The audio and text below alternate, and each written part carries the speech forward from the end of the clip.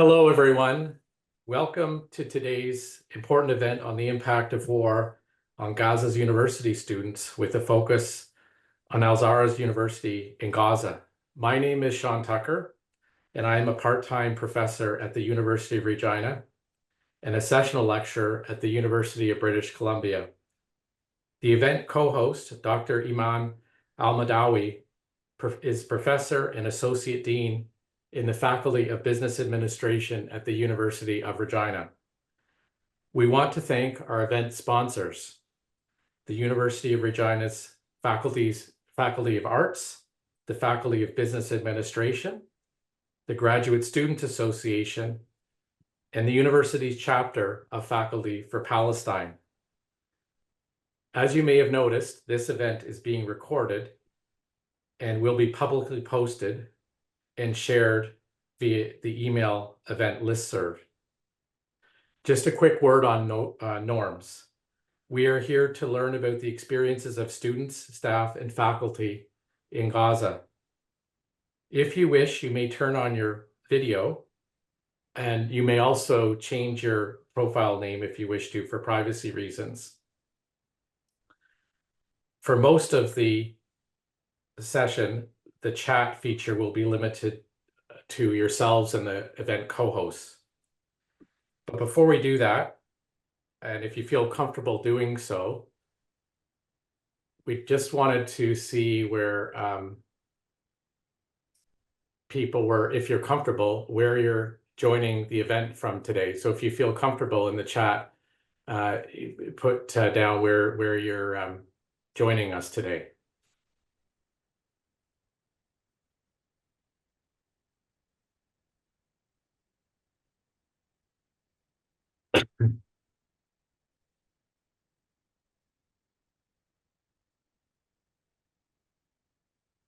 Thank you. Lots.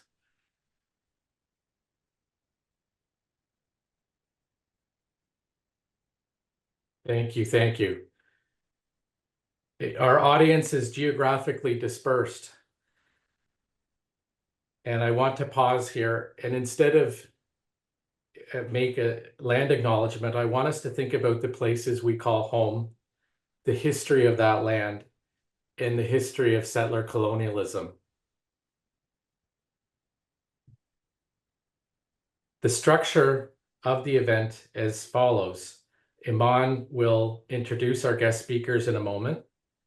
We will begin with our first speaker. They will speak for 5 minutes. Our second speaker, then we'll show a short video.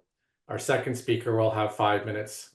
Third speaker, 5 minutes. And our final speaker, 5 minutes. And then we will open it up to Q&A. And again, we will not be recording the Q&A. During the Q&A, it will be moderated. You will have the opportunity to ask a question through chat, or you can turn on your mic. We can accommodate that to ask the question, and we'll ask you to keep the questions short and concise. My sincere thanks to our guests, whom Eman will now introduce. Thank you, Sean, and thank you everyone for joining this webinar.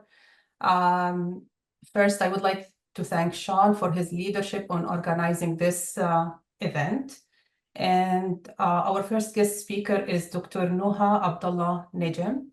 Dr. Noha is the Dean of Economics and Administrative Science Faculty at Al-Azhar University in Gaza. She holds a PhD in applied economics. She has been teaching for more than 15 years at Al-Azhar University. Dr. Noha is currently in Egypt, and she will speak to us about the higher education state in Gaza right now, particularly what is represented by Al-Azhar University, her institution. So it's to you now, Dr. Noha. Thank you. Thank you. Thank you, Professor Eman. Thank you, Shen, also for your efforts to organize this very important event. Hello, everyone. I would like to talk to you about the the condition, the status of the higher education in Gaza before the war.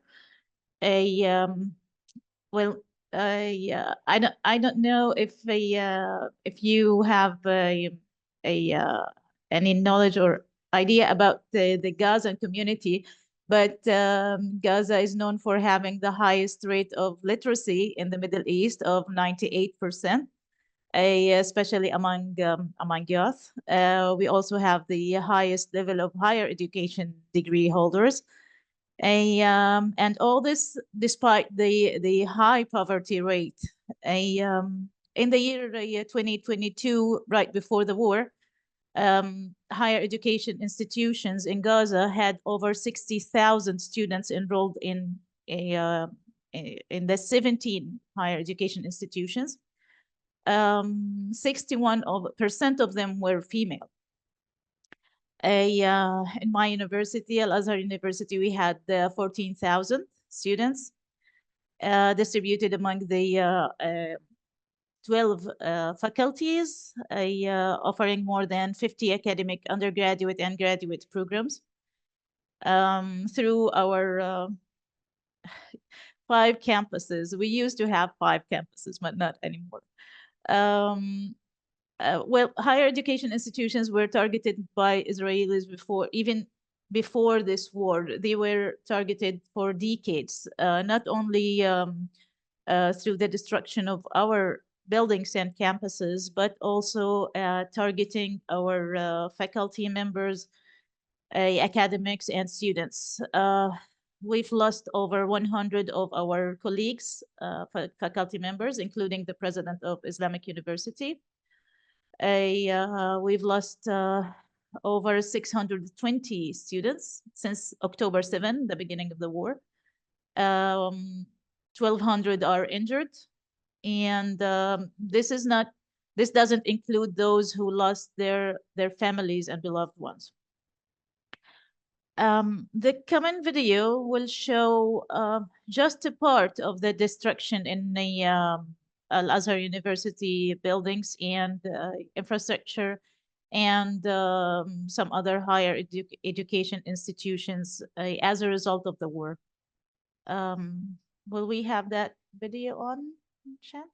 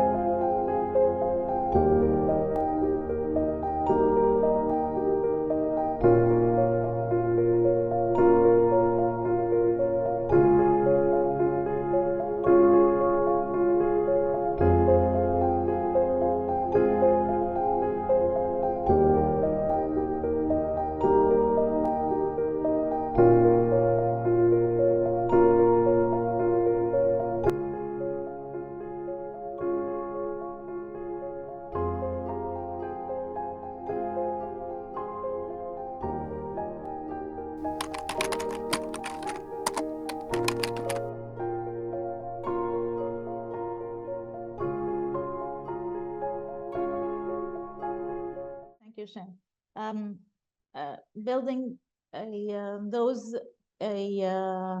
buildings and a campus, establishing those labs took years and years. Over 30 years, the university started with 5 faculties, but now we have 12, including the School of Medicine, School of Dentistry. And we've been having some financial difficulties, but even though we were struggling to providing the best level of education for our students, but now, as you can see, it's all gone. I would like to introduce one of our distinguished students, our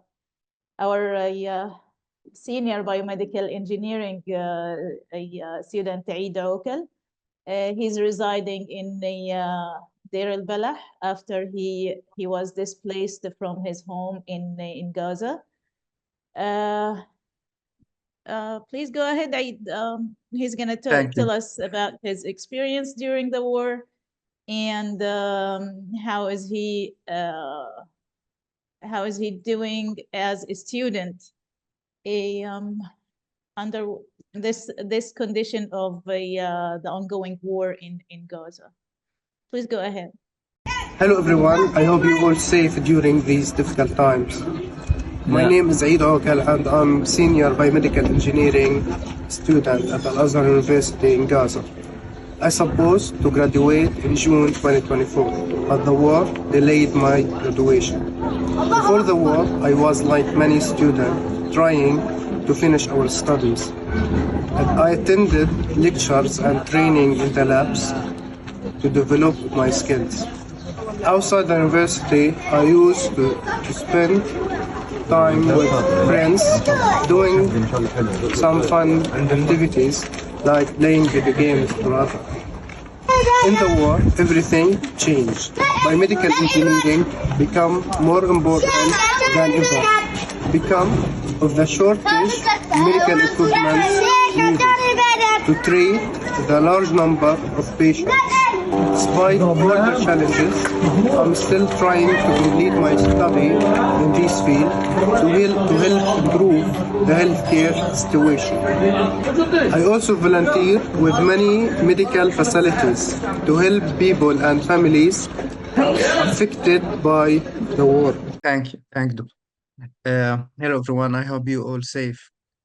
My name is Ihab Naser and I'm senior biomedical engineering at Al-Azhar University in Gaza.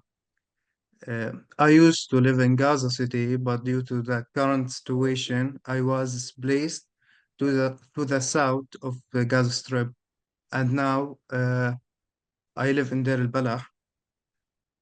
In Gaza, online learning during conflicts fact many challenges. One of the biggest problems is the lack of internet, especially in displacement area like Al-Mawasi. Students and professors often need to cut long distance to find a good connection.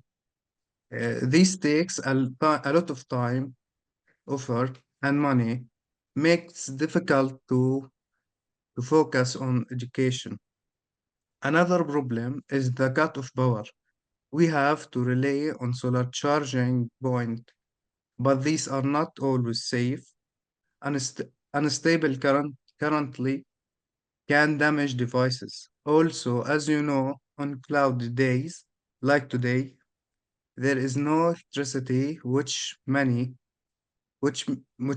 we cannot charge devices or run internet, so we are offline for long time.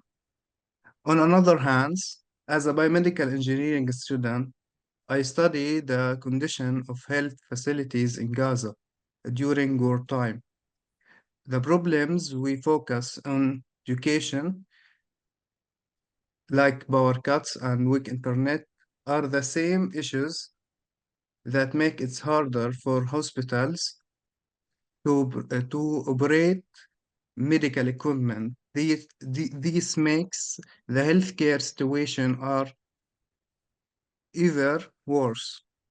I also volunteer with medical and humanity organizations like the Palestinian Red Christian Society to support the medical seeker. Through my work, I try to help improve the healthcare services during these hard times. So, I don't know. I hope I have explained some of the challenges of the university students who are still living in Gaza. So, I don't know. Okay, thank you. Thank you. Thank you, Reed. This is just a part of the challenges our students have been experiencing since the beginning of online education. Al-Azhar University was the first Palestinian higher institution in Gaza to start online education in June 2024. And we started making up for the previous year, the fall and spring of 2023, but we had them starting on June. We're wrapping up the second semester actually, and we had almost 12,000 of our 14,000 students enrolled in our online education. I can't tell you how many messages I was getting, we were all getting during the war from our students who were concerned about continuing their education and finding solutions for the disruption in the academic and educational process. But that didn't happen without having challenges and difficulties from our part, because many of our, or most our faculty members are located in Gaza, northern and southern Gaza, with all the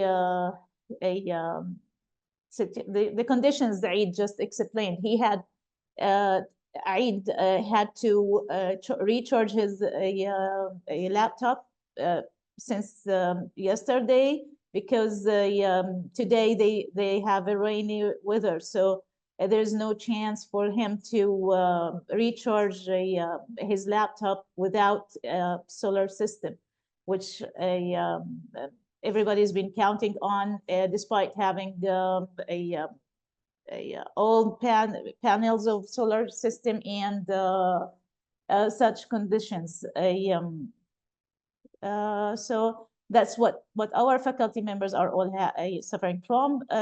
Most of them have lost everything, survived with only their lives. So they don't even have laptops to record the lectures.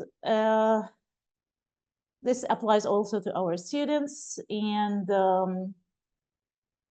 unfortunately, the university had lost also many of our faculty members and administration colleagues. But we're here. Thank God we've managed to finish one semester, and we're now wrapping up the second one. We hope we will continue with that. Thank you. Thank you, Professor Eman. Thank you, Dr. Nijim, and thank you, Eid. So Eid is still in Gaza, and he's still a student trying to get his education through this hard time. Thank you, Dr. Nijim, for working and continuing the education for those students. Our next speaker is Dr. Ihab Naser. Dr. Ihab is the Dean of the Faculty of Applied Medical Sciences at the Al-Azhar University in Gaza. Dr. Naser has significantly contributed to the academic and professional development of clinical nutrition and dietetics in Palestine. He's a prominent lecturer, researcher, and supervisor guiding numerous master's and PhD students in their academic journeys. Dr. Naser is renewed for his extensive research portfolio and numerous publications in nutrition and public health. So Dr. Ihab is going to talk to us about the current situation and how they're dealing with it in terms of the online education system. Dr. Ihab, do we have him here? I think you need to unmute him. Oh, okay.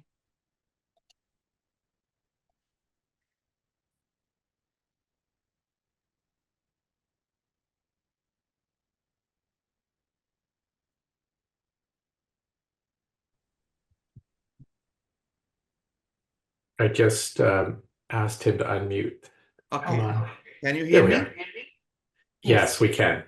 Good afternoon, everyone. It is a pleasure meeting you all here. I would like to thank Shian and Iman for organizing this beautiful event.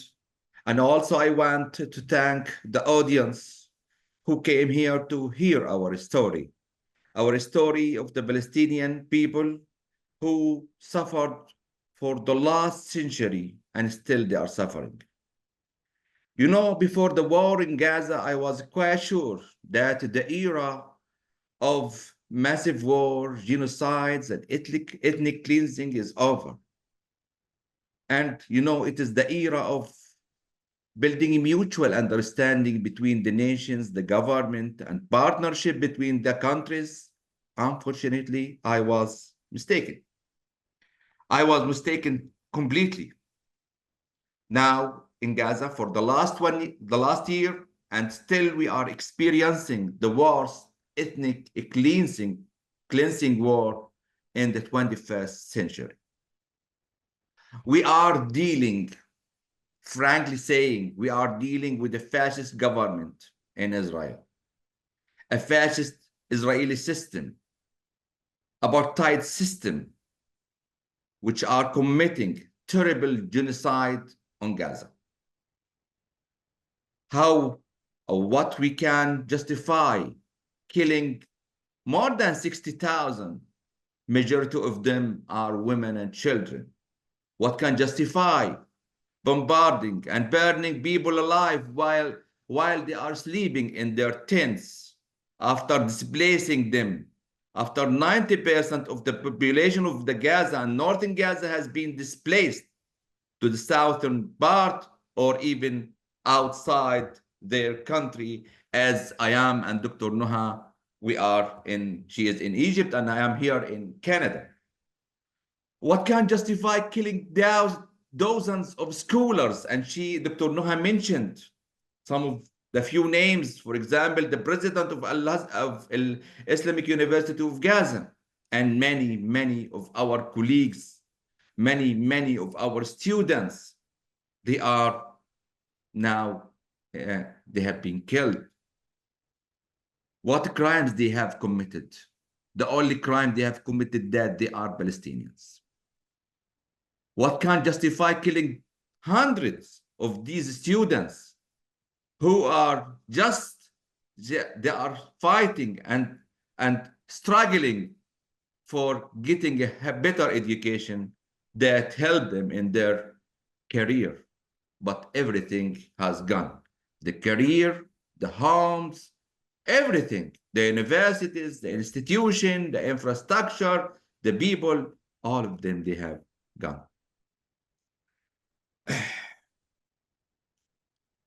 I can say that we Palestinians, if we will resist by armed struggle, and you know, has been, you know, according to the international law, when you are occupied, still you have it is recognized by the international law, but we are tagged as a terrorist.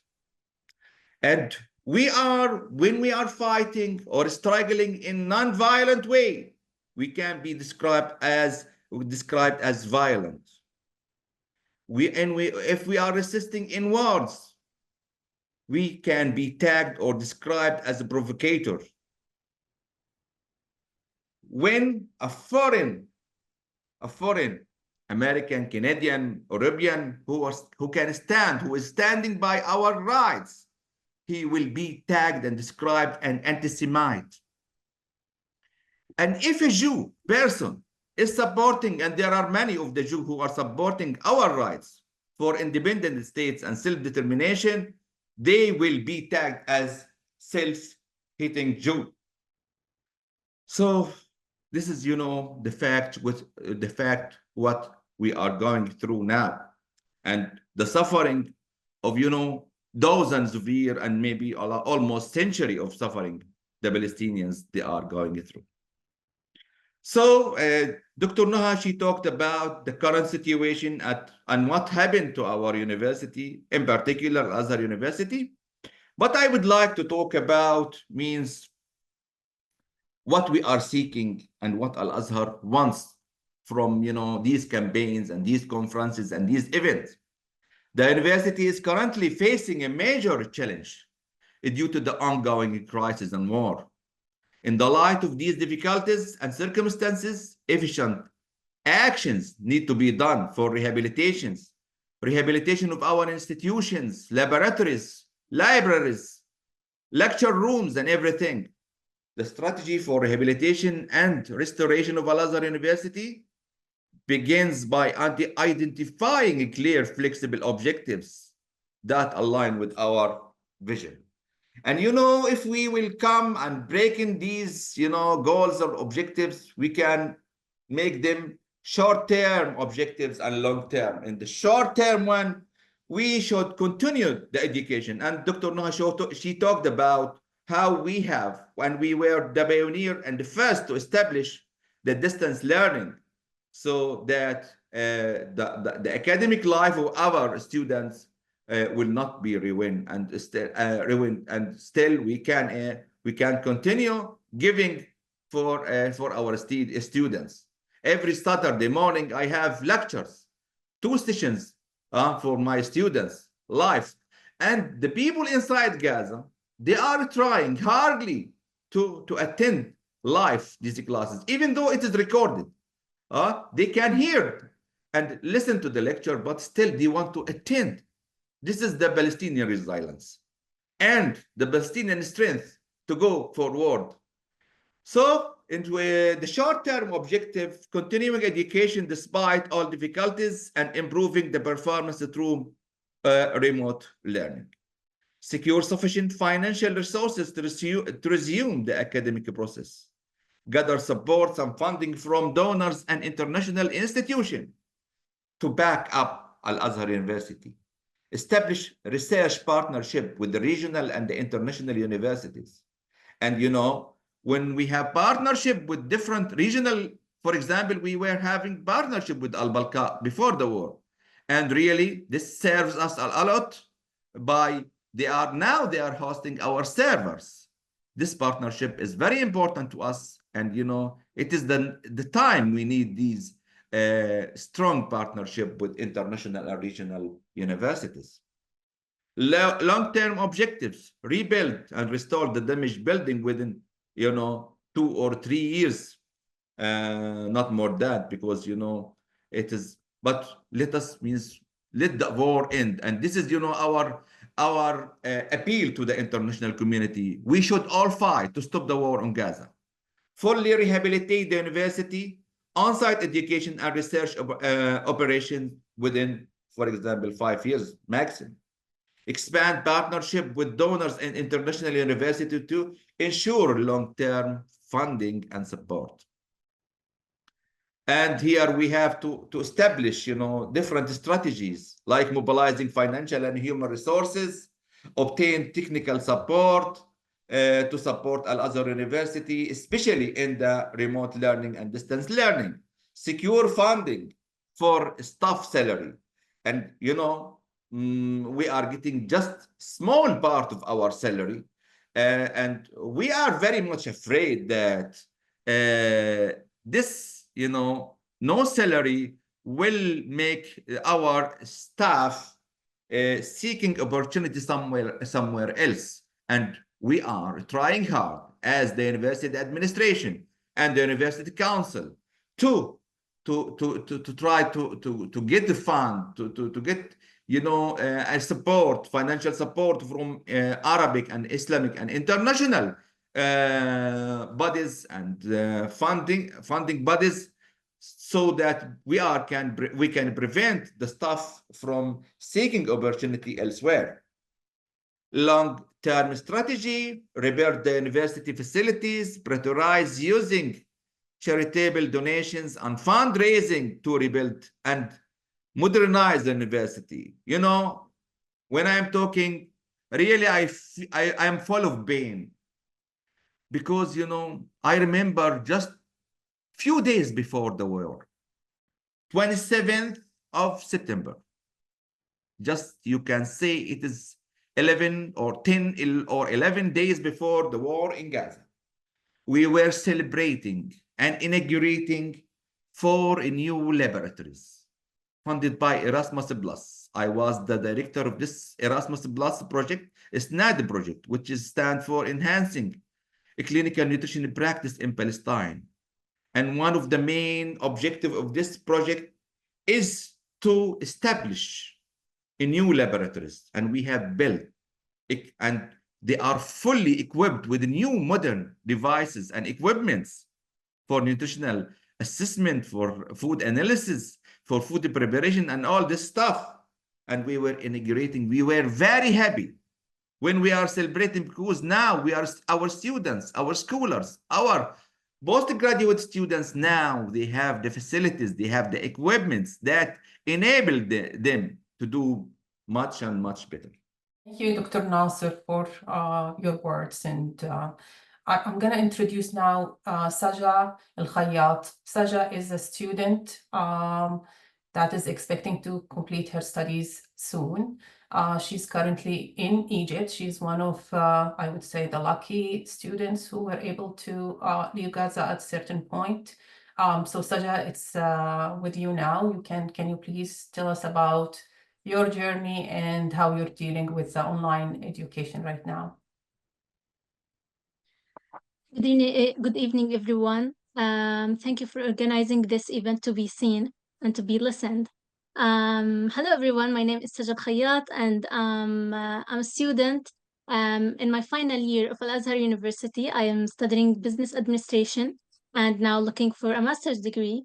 So I come from Gaza, a place filled with ambitious and talented youth like me and like Eid, dream of a brighter future despite the challenges we face.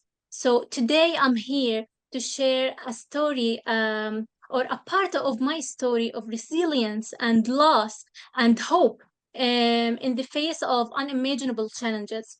So before the war, I was on a path filled with hope and opportunities. I had been preparing for a business trip for Germany, and I was about to start training in a well-known organization called NISAC, and working in several organizations. These were critical milestones in my life. It's a period of growth and productivity. But then everything changed in a single moment. My dreams, my ambitions, and even my basic rights to education were stolen by war. The future I worked on so hard, and everything just stopped just because of the war. 1 year of my life that should have been my final year, the most important one, just was taken away. So in the first days of the war, my home near the university was one of the first areas threatened to be destroyed. Unfortunately, it was gone. My family and I lost everything, our house, our sense of safety. Then we first go to the south. We faced even more danger. Our shelter was bombed, leaving my family and I injured. And unfortunately, my dad was in danger, but thank God he survived. But now he is now in Gaza. So the war didn't just destroy buildings and displace families. It stole dreams and futures. Among the many losses I lost two of my dearest colleagues who were part of my group in my university, Al-Azhar University, where the video show.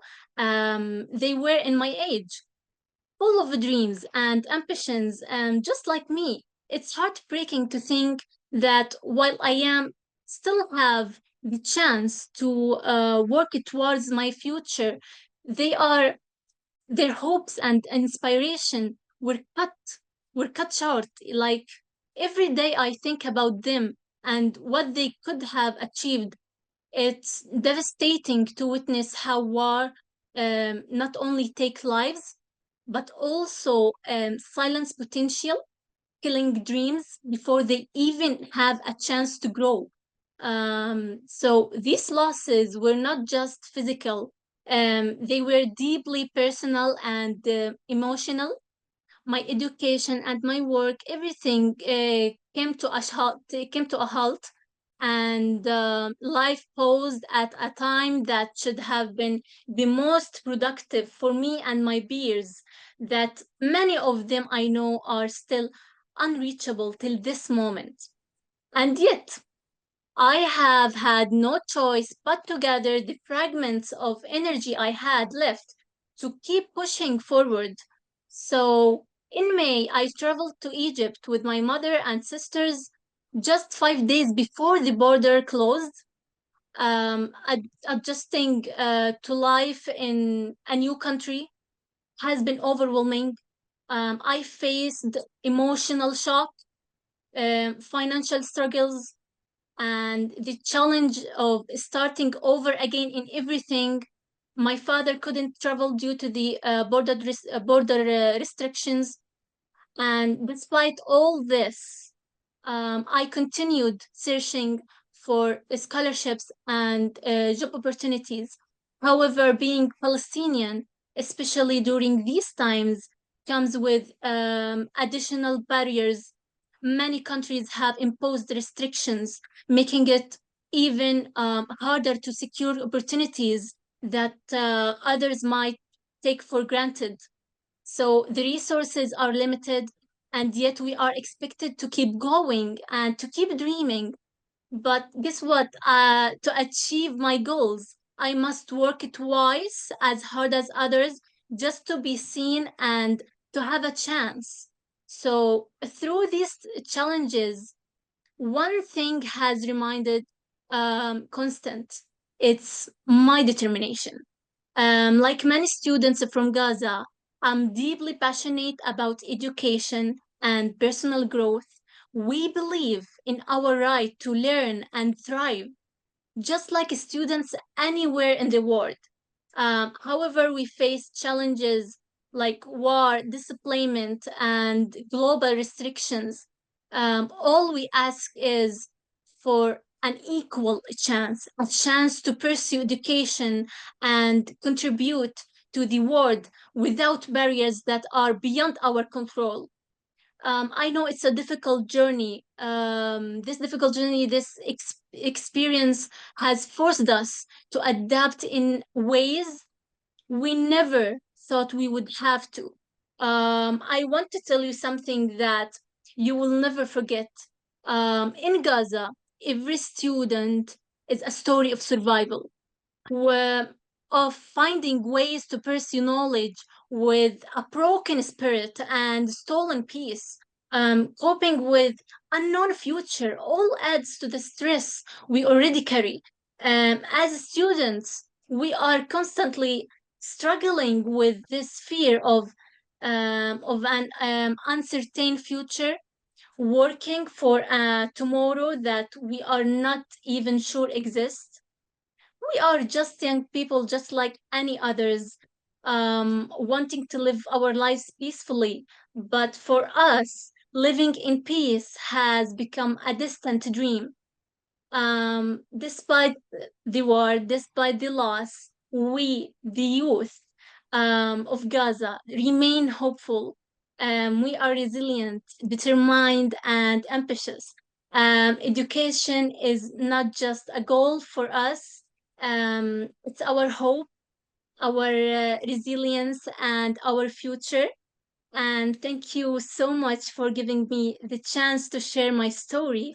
I hope it reminds us all of the strength of education and the importance of creating equal opportunities for every student, no matter where they come from. So thank you. That's it. Thank you, Saja. You are a true example of the Palestinian resilience, and thank you for being part of this webinar. You and Eid are a great representation of our youth Palestinian students. Thank you so much. Now Welcome. I leave it to Sean to moderate Q&A. Thank you. Thank you, Eman. Thank you, Saja. And it's just empowering comments, and thank you for joining us for this important event. So I'm going to turn off the recording now,